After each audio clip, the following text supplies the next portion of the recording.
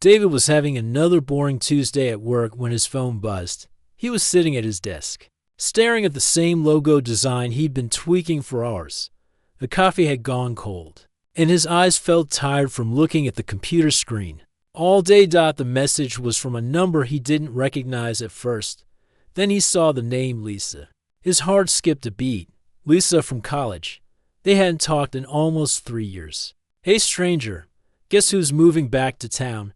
David stared at the message for a moment. Lisa Rodriguez had been one of those people in college who everyone noticed. When she walked into a room, smart, funny, and always full of energy. They'd been good friends, study partners, and hung out in the same group. But they'd never been anything more than that. He typed back quickly, "No way, Lisa. When are you coming back?" The response came fast. "Next week. I can't wait to see familiar faces again. College feels like a lifetime ago, doesn't it?" They chatted for a few minutes about basic stuff. She was moving back to Denver after living in California for work. She'd gotten a new job at a marketing company downtown. David found himself smiling as he typed, remembering all the late nights they'd spent in the library during finals week. Over the next few days, the texting continued. At first, it was just normal catching up. Lisa told him about her job, her apartment hunting, how different California had been. David shared stories about his design work and how the city had changed since college. But then, something shifted. It started small. Lisa began sending photos with her messages. Nothing inappropriate, just little glimpses of her day. A picture of her morning coffee with the caption, "Trying to wake up for apartment viewings." A selfie from her car with "Traffic is crazy here. Forgot how much I miss Denver drivers." David didn't think much of it at first. Lots of people shared photos when they texted. But there was something about the way Lisa took these pictures. The angle was always just right. The lighting made her look amazing. Even the coffee cup photos somehow made her look attractive. Then came the gym selfies. Finally found a decent gym, she texted, along with a photo of herself in workout clothes. Slightly sweaty, hair pulled back, she looked incredible, and David found himself staring at the photo longer than he should have. "Good for you," he replied, trying to keep it casual. "I should probably start working out again myself." "You should. I remember you being pretty fit in college. I bet you still look great." David felt his face get warm. Was she flirting with him, or was he reading too much into it?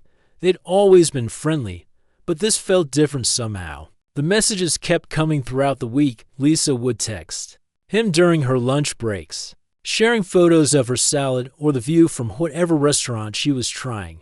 She'd send pictures of potential apartments, asking for his opinion. Each photo seemed carefully chosen, and many of them included her. In the frame, "What do you think of this place?" she'd ask, sending a photo of a living room where she happened to be sitting on the couch, looking relaxed and beautiful. David found himself checking his phone constantly at work. His productivity dropped as he waited for the next message from Lisa. His coworkers probably thought he was texting a girlfriend. The evening messages were the most distracting. Lisa would send photos from her temporary hotel room, usually after she'd had a glass of wine to unwind from apartment hunting. She'd be wearing comfortable clothes, her hair down, looking relaxed and happy. "This place is so boring," she'd text with a photo of herself on the hotel bed, holding a wine glass. "I can't wait to have my own space again and hang out with old friends." David stared at that particular photo for a long time. Lisa looked beautiful and relaxed, and there was something about the setting that felt intimate. He wondered if she was thinking about him specifically when she mentioned old friends. By Friday, David realized he was completely distracted. He'd spent more time thinking about Lisa and her messages than he had about his actual work. Every buzz of his phone made his heart race a little, hoping it was another message from her. During his lunch break, he scrolled back through their conversation. When had it started feeling like more than just friendly catching up? He couldn't pinpoint the exact moment, but somewhere along the way, the tone had changed. The photos, the comments about how he probably still looked great, the way she seemed to be including him in her daily routine through these messages. Was she interested in him romantically? Or was this just how she communicated with everyone? David had no way of knowing if she was having similar conversations with other people from college. That evening, Lisa sent another message. Finally signed a lease, moving in this weekend. I owe you dinner for helping me stay sane during this apartment hunt. I didn't really do anything. David replied, yes, you did. Having someone to talk to made all the difference. Plus, I've been thinking about you a lot lately. College memories, you know? David's heart pounded as he read that message.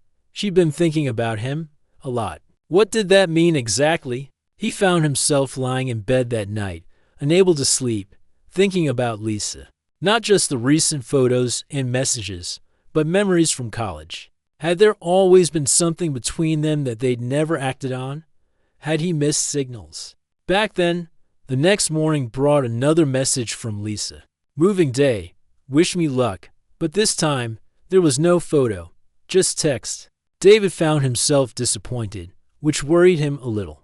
When had he started expecting and looking forward to her pictures so much, he realized that in just 1 week, Lisa had managed to completely occupy his thoughts. She'd somehow made herself a constant presence in his day, even though she was still hundreds of miles away. And the crazy part was, he wasn't even sure if it was intentional or if he was just reading too much into normal friendly behavior. Either way, David knew his quiet, predictable life was about to get a lot more complicated once Lisa actually moved back to town.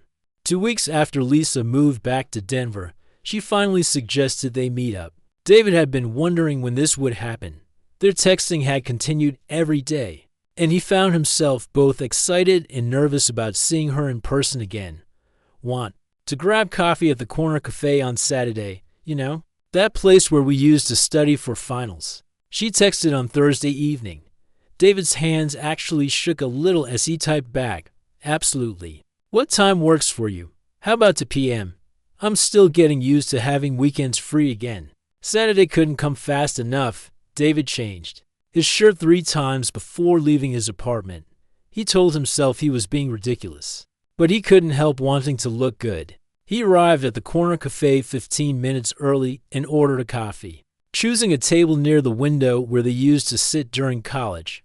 When Lisa walked in, David's breath caught in his throat. She looked even better than he remembered. Her hair was longer now, and she moved with more confidence than she'd had in college. She spotted him immediately and broke into a huge smile. David, she said, giving him a hug that lasted just a little longer than a typical friend hug. You look amazing. I knew you'd still be handsome. They sat down, and for the first few minutes, everything felt normal. They talked about the coffee shop, how it hadn't changed at all, and laughed about memories of cramming for exams in this exact spot. But then Lisa's expression grew more serious. I have to be honest with you about something, she said, stirring her latte slowly. Moving back here wasn't just about the job. David felt his heart speed up. What do you mean? Lisa looked directly at him. My marriage ended 6 months ago. The divorce was finalized right before I decided to move back. I'm sorry, David said, not sure what else to say. I had no idea you were married. It's okay. It was coming for a long time. Lisa's voice got quieter. You know what the worst part was? Feeling invisible. Like I disappeared completely. My ex-husband would come home from work and barely look at me. We'd sit in the same room for hours without really talking. David watched her face as she spoke. There was real pain there, but also something else, determination, maybe. I started thinking about college a lot during those last few months, Lisa continued, about feeling young and interesting and like people actually saw me. And I kept thinking about specific people who made me feel that way. She looked at him meaningfully when she said this, and David felt his face get warm. I always wondered, what might have happened between us if we'd been braver back then, she said. Didn't you ever think about that? David's mouth felt dry. Sometimes, he admitted. Lisa smiled, and it was different from her usual smile, more intense. I'm glad.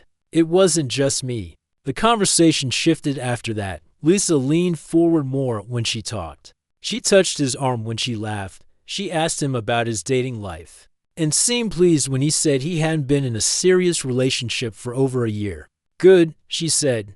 I mean, not good that you've been alone, but good that you're available to spend time with an old friend who's trying to figure out how to feel attractive again. David wasn't sure how to respond to that. Was she asking him to help her feel attractive? The idea made his heart race.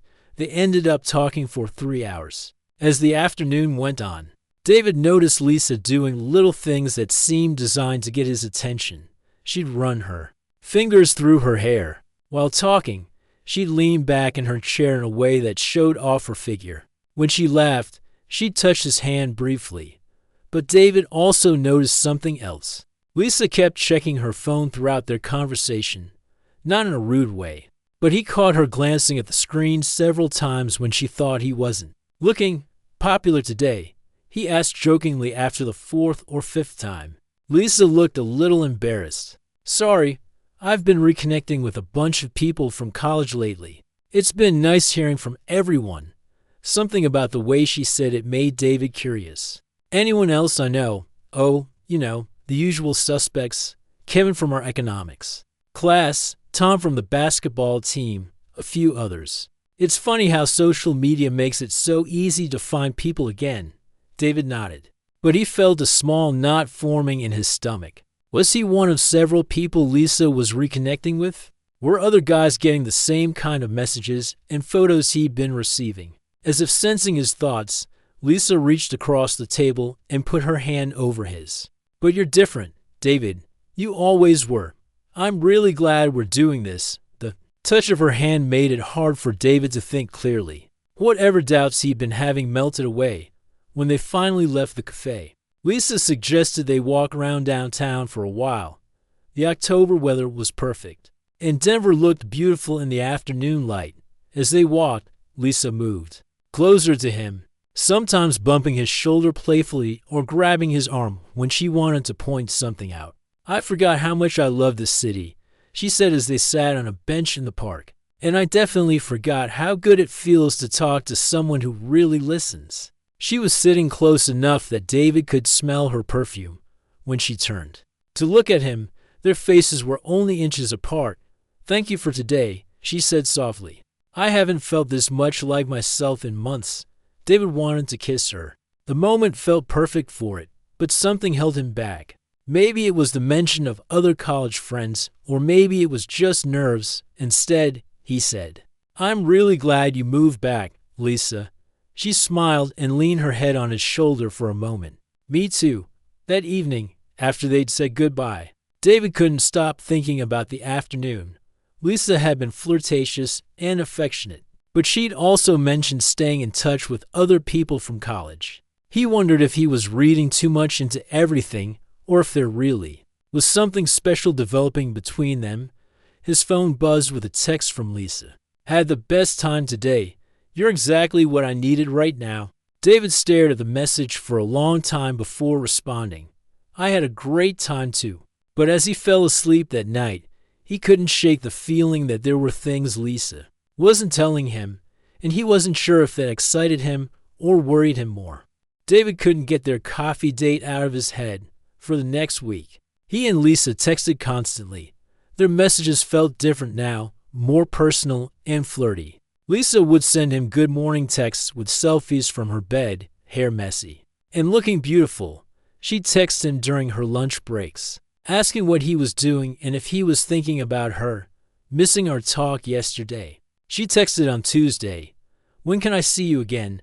David found himself grinning at his phone, like a teenager, but something nagging at him made him curious about what Lisa had mentioned about other college friends during his lunch break. He decided to do a little detective work. He opened Facebook and searched for Lisa's profile.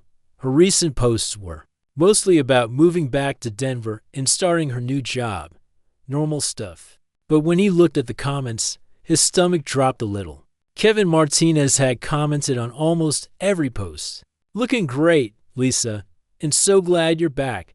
David remembered Kevin from their economics class. He'd always had a crush on Lisa back in college. David scrolled further and found more comments from Tom Williams, the guy Lisa had mentioned. From the basketball team, his comments were even more flirty. Denver got a lot more beautiful this month, and we definitely need to catch up soon. David felt a weird mix of jealousy and curiosity. Were these guys just being friendly, or was something more going on? That evening, David was hanging out with his roommate Alex when his phone buzzed with another message from Lisa. It was a photo of her in a nice dress, getting ready to go out. Dinner with an old friend tonight. Wish you were coming with me instead, Alex. Glanced over at David's phone. Dude, who's that? She's gorgeous. Just someone from college. David said, trying to sound casual. Just someone. Man, you're terrible at playing it cool. You've been staring at your phone all week. David realized. Alex was right. He had been completely distracted by Lisa. But now he was wondering who this old friend was that she was having dinner with. The next day, David couldn't help himself. During his break, he looked at Kevin's Facebook profile. Sure enough, Kevin had posted a photo from the night before at a nice restaurant downtown. The caption read, "Great catching up with an old friend," with a heart emoji.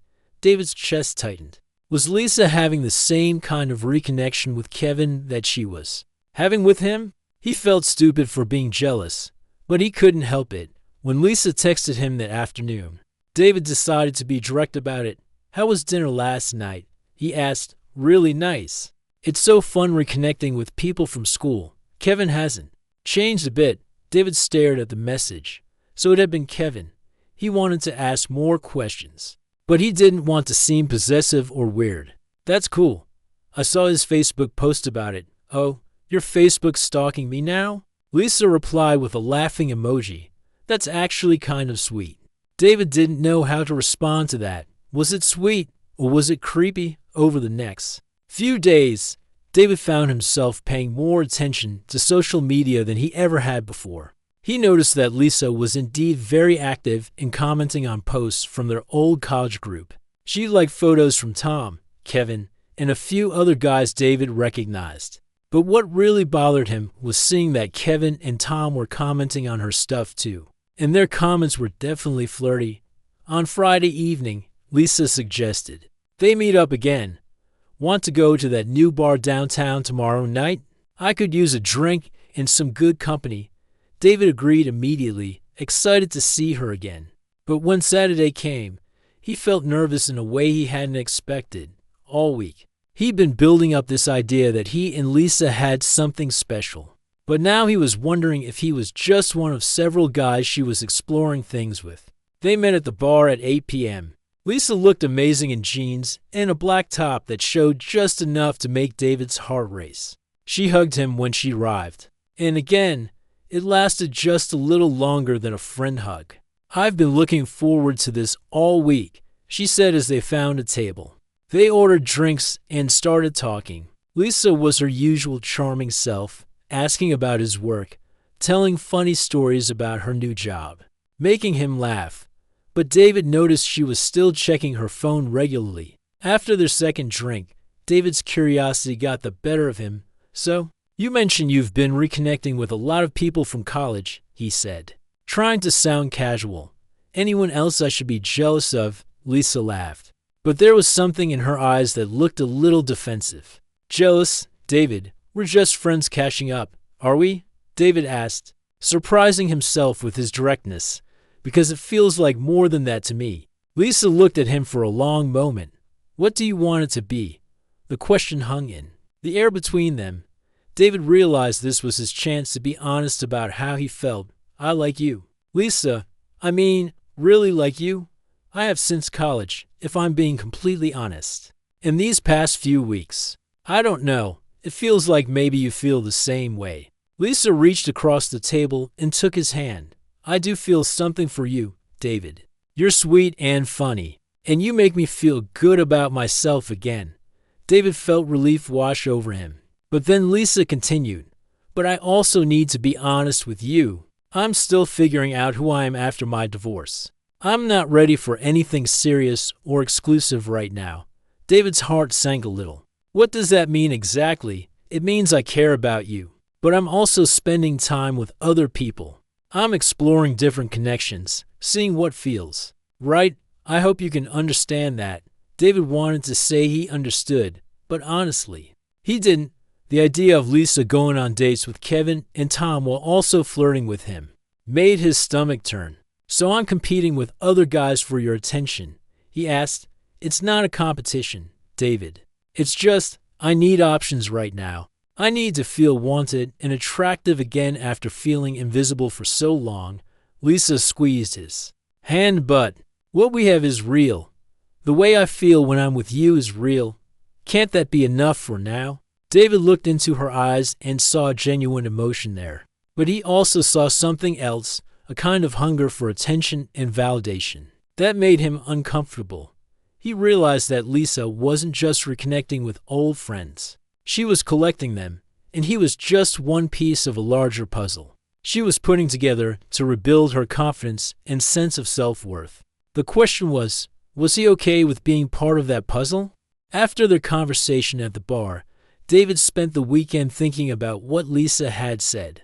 Part of him wanted to walk away from the whole situation, but another part of him couldn't stop thinking about the way she looked at him, the way she laughed at his jokes, and how natural everything felt when they were together. On Monday, Lisa texted him like nothing had happened. Hope you had a good weekend. Thinking about you. David stared at the message for 10 minutes before responding. Weekend was okay. How was yours? Quiet. Spent most of it unpacking boxes and setting up my apartment. Want to come see it sometime. This week, David's heart jumped. Lisa inviting him to her apartment felt like a big step. Maybe he had been overthinking everything. They made plans for Wednesday evening. David brought takeout Chinese food, and Lisa had wine waiting. Her apartment was small but cozy, with candles lit and soft music playing. It felt romantic and intimate. This is really nice, David said, looking around at how she decorated the space. Thanks. It's starting to feel like home. Lisa smiled and poured him a glass of wine. I'm glad you're here. I've been looking forward to this all week. They ate dinner on her couch, talking and laughing like they always did.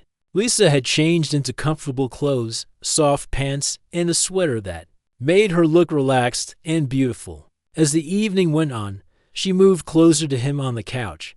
Can I tell you something? She said, curling up with her legs tucked under her. Of course. I know what I said the other night about needing options and not wanting anything exclusive. But being with you feels different than being with other people. David felt his heart speed up. Different how? More real. More like myself. Lisa looked directly at him. With you, I don't feel like I have to perform or be someone I'm not. David wanted to believe her, but he was still confused about where he stood. Lisa, I need to ask you something, and I want you to be completely honest with me, okay? Are you having the same kind of conversations with Kevin and Tom that you're having with me? The flirting, the personal stuff, all of it. Lisa was quiet for a moment. Some of it, yes. David felt his stomach drop, but he appreciated her honesty. But Lisa continued, it's not the same. With Kevin, it's mostly just fun and flirting. He makes me laugh, but we don't really connect on a deeper level. With Tom, it's more physical attraction, but we don't have much to talk about beyond memories from college. She moved closer to David on the couch. With you, it's both. The attraction, the connection, the way we can talk for hours. That's why. You're here in my apartment and they're not. David looked into her eyes and saw something there that made him want to trust her. But he also saw his laptop bag sitting on her kitchen counter, and something about it looked off. Did you move my bag? He asked. Lisa glanced over at the kitchen. Oh, yeah, I was just making space on the counter. Why? David got up to get some water from the kitchen, but really he wanted to check his bag. As he got closer, he noticed that his laptop wasn't completely closed the way he always left it. The angle was slightly different. His mind started racing. Had Lisa looked through his laptop while he was in the bathroom earlier? The thought seemed crazy, but the evidence was right. Everything okay? Lisa called from the couch. Yeah, just getting some water, David said, trying to keep his voice normal. He came back to the couch, but now he felt paranoid and uncomfortable. Why will Lisa go through his laptop? What was she looking for? As the evening continued, David found himself paying attention to things he might have missed before. Lisa asked a lot of questions about his work, his friends, his daily routine. At the time, it had seemed like normal getting to know you conversation, but now it felt like she was gathering information about him. You know what's funny? Lisa said, refilling their wine glasses. I've been keeping a journal since I moved back here, writing down all my thoughts and experiences as I figure out this new chapter of my life. That sounds healthy, David said, though something about the way she said it made him curious. It is. It's helping me process everything I'm feeling, all the different people I'm reconnecting with, the different sides of myself I'm rediscovering. Lisa smiled. You feature pretty heavily in it, actually. David didn't know how to feel about that. Was it sweet that she was writing about him, or was it weird? What kind of stuff do you write? He asked. Oh, everything. Conversations we have, how you make me feel, what I think our potential might be. It's like therapy, but cheaper. Lisa laughed, but David felt uncomfortable. The idea of Lisa documenting their private conversations and his personal details felt invasive somehow. Later that evening, Lisa excused herself to take a phone call in her bedroom. David could hear her talking quietly, but he couldn't make out the words. When she came back, she seemed distracted. Everything okay? David asked. Yeah, just work stuff, Lisa said, but she was checking her phone more frequently now. David decided to test something. So, what are you doing this weekend? Want to hang out? I'd love to, but I actually have plans on Saturday. Rain check. Sure. What are you up to? Lisa hesitated for just a moment, just catching up with another old friend. David nodded, but his suspicions were growing stronger. Another old friend. Another guy from college. Probably. As the evening wound down, David felt more confused than ever. Being with Lisa felt amazing when it was just the two of them. But there were too many things that didn't add up.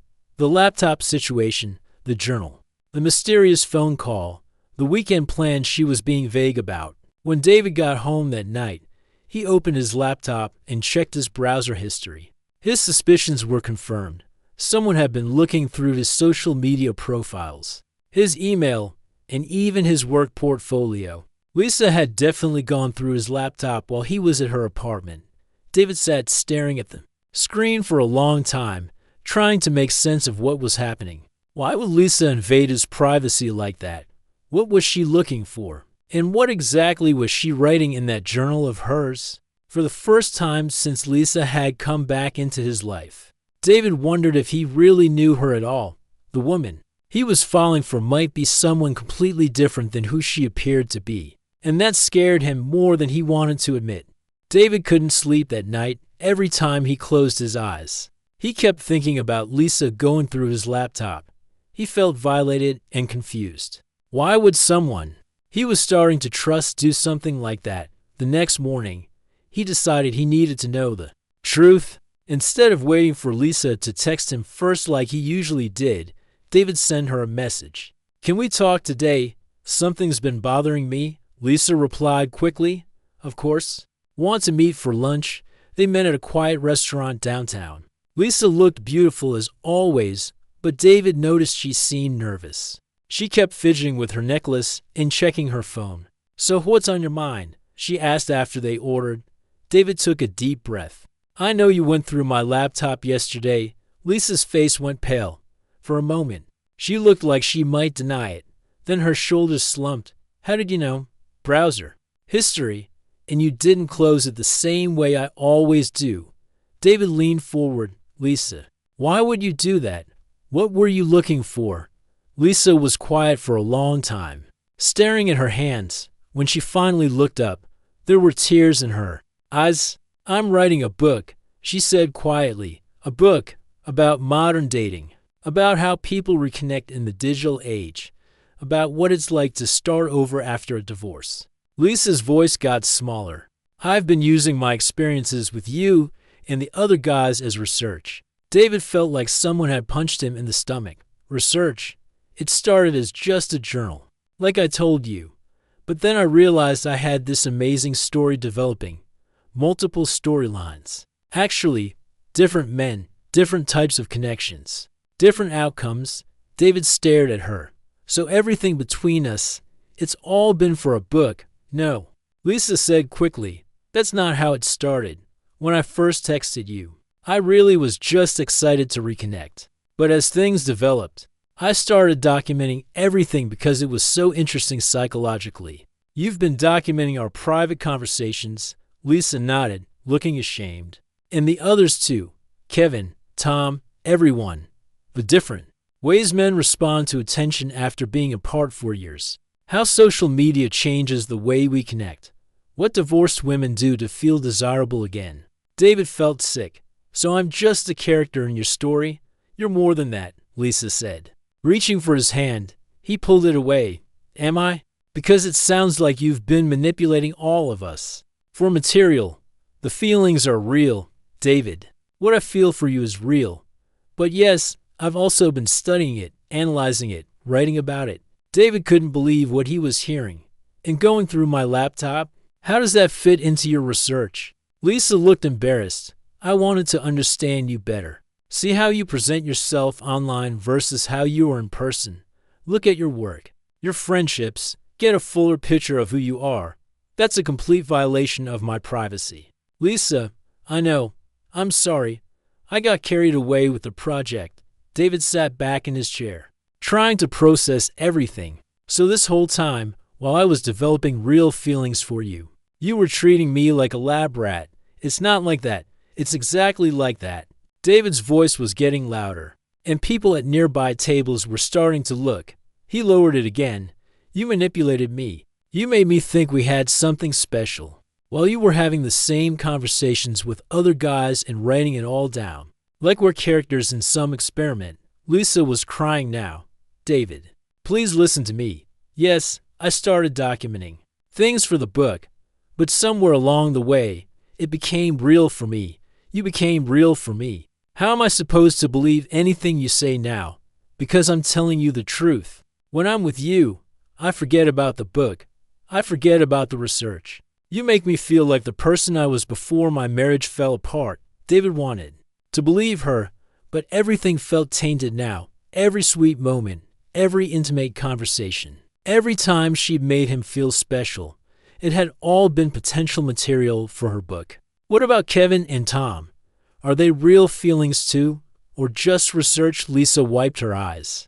Kevin is mostly just fun, easy to talk to, but nothing deep. Tom, she hesitated. Tom is more complicated. There's attraction there, but not the connection we have. So you're ranking us, comparing our responses, not ranking, just understanding the different dynamics. David shook his head. This is insane, Lisa. You're playing with people's emotions for a book project. I never meant for it to go this far. It just happened gradually. They sat in silence for a few minutes. David felt angry and hurt, but also strangely fascinated by what Lisa had told him. The psychology of what she'd been doing was actually kind of brilliant, even if it was completely wrong. Can I ask you something? David finally said. Anything. If I walked away right now and never spoke to you again, would that just be another chapter in your book? The guy who figured it out and left? Lisa looked at him with fresh tears. Is that what you're going to do? David thought about it. Everything Lisa had done was manipulative and dishonest. She violated his trust and privacy. She treated him like a research subject instead of a person. But he also couldn't deny that his feelings for her were real. And despite everything, he believed that her feelings for him were real too. Even if they'd started as something else. I don't know, he said honestly. This changes everything. I'm sorry, David. I'm really, truly sorry. If I could go back and do it differently, I would. But you can't. And now I'll never know which parts of our relationship were genuine and which parts were you gathering material. Lisa reached into her purse and pulled out a notebook. This is everything I've written about you. About us. If you want me to delete it all, I will. David looked at the notebook but didn't take it. What about the book? I don't know. Maybe. I'll write it differently. Maybe I'll scrap the whole thing. I just know I don't want to lose you over this. David stood up from the table. I need time to think, Lisa. This is a lot to process. I understand. As David walked away from the restaurant, he realized something strange. Despite feeling betrayed and manipulated, he wasn't as angry as he thought he should be. Maybe it was because Lisa had been honest when confronted. Maybe it was because he understood her need to feel interesting and desirable again after her divorce, or maybe it was because, in a weird way, being important enough to write about made him feel special, even if it wasn't the way he'd wanted. To feel special, 3 months later, David received a package in the mail. Inside was a bound manuscript titled Second Chances, a true story of love, loss, and digital reconnection with a note from Lisa. David, I finished the book, but I changed everything. Your real story deserved better than to be hidden in fiction. Thank you for teaching me the difference between observing life and living it. Lisa David read the entire book in one sitting. It was honest, raw, and beautiful. Lisa had included everything, her manipulation, his discovery, their complicated feelings, but she'd written it in a way that showed real growth and understanding. The book ended with Lisa choosing to be alone for a while, learning to value herself without needing validation from others. It was the ending David hadn't expected, but somehow it felt right. He never contacted Lisa after reading it, but sometimes, when he thought about those few months, he realized she'd given him something valuable too. She'd shown him what it felt like to be truly wanted, even if the circumstances were complicated, and that was worth something, even if it wasn't everything.